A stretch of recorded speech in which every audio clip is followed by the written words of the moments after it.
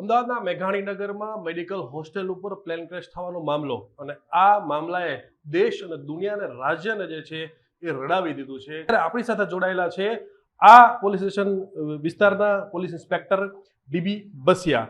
આખું કુદરતનું કનેક્શન શું છે એ એમના મોઢેથી જ આપણે સાંભળીએ કે કુદરતનું કનેક્શન અને કિસ્મત કનેક્શન શું છે.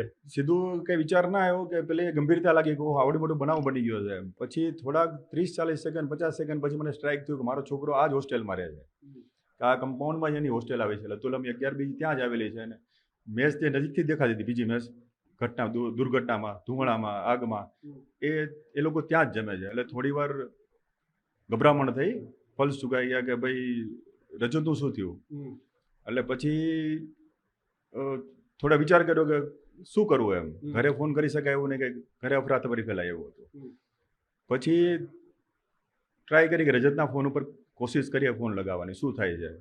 થોડો રજતના ફોન ઉપર રિંગ મારી, થોડી રિંગ વાગી, ઉપડતા વાર લાગી એટલે ગભરામણ ઓર વધી ગઈ.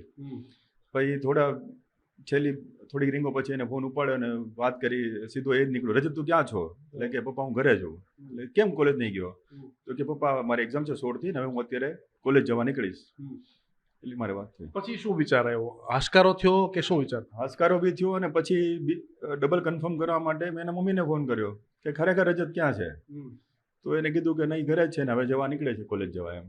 સાહેબ એ જાણો, એ ઘટના સ્થળ ઉપર એક બાપ પણ ઊભો હતો અને એક પોલીસ ઇન્સ્પેક્ટર પીઆઈ પણ ઊભો હતો. બંનેની ફરજો હતી જાણવાની, જોવાની અને સમજવાની. શું એમાં પહેલા ચાલી રહ્યું હતું? શું કર્યું તમે? પહેલાં તો એ ચાલુ રહ્યું કે આવડી મોટી ઘટના બની ગઈ છે અને એની ગંભીરતા વિશે સૌથી પહેલો ખ્યાલ આવ્યો કે આવડી મોટી ઘટના બની ગઈ. પછી એ વિચાર આવ્યો કે આપણા છોકરા બી અંદર જ રહે છે એમ.